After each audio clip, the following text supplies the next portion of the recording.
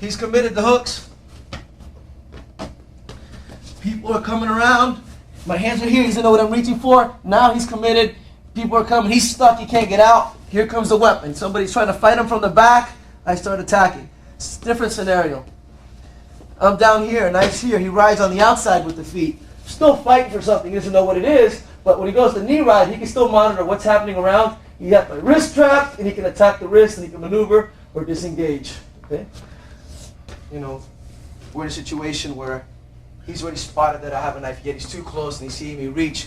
That's what he needs to do. Okay, same thing is on the ground. Everything, every inch of his body is now attached to this, as opposed to, I don't know, him going for some kind of wrist disarm or something like that, where I can hit him, disengage, start working. Okay.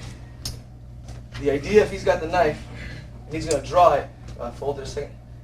So it's coming out. I see it. If I try to do a wrist lock, he knows what he's doing. He's going to push me away and start bulldogging me on the side of the ribs, or he's just going to punch me. Yeah, wrist hurt a little bit, but now he's got a knife in his hand. So the second I see the weapon, everything becomes this, and we're fighting. He's got control over that. If the blade is live and it's open, let me get it open a second, please, and he's grabbing it, his disarm is not going to be something fancy on the wrist. He's going to disarm it on the ground so he can take it away from me. Worst case scenario, it was coming at him, and he's fighting me here. The disarm is going to be on me. Okay? There. He's not going to try to bend the wrist and risk right there all these little cuts, all these little happenings that can happen right here. He's just going to control disarm on myself or on the pavement. And I'm going to put my whole body on it. Doesn't matter where he's at. Obviously this is a training blade, but he can see that the second I know this is a blade, it's lethal force. Affecting an arrest is secondary to survival at this point. I'm going to put my whole body on it and just pin that thing. You know, and I'm going to communicate. Knife, knife, he's got a knife. You know, same thing out here. My whole body's on it. I'm not worried about him rolling me anymore. I'm worried about isolating this thing. I got my whole body there. Same thing if we're standing up.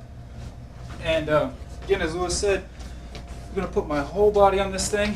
I get back here, and my disarm is going to be, if I even get a disarm, it's going to look a lot different than, you know, these disarms look real cool. This disarm looks real functional.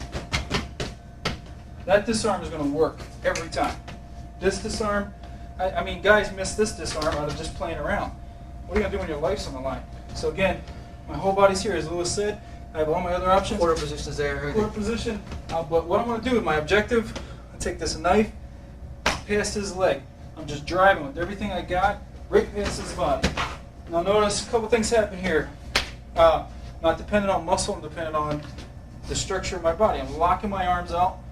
That keeps it away from me. And I'm pushing my whole body down. Right behind it. I'm just driving it behind me.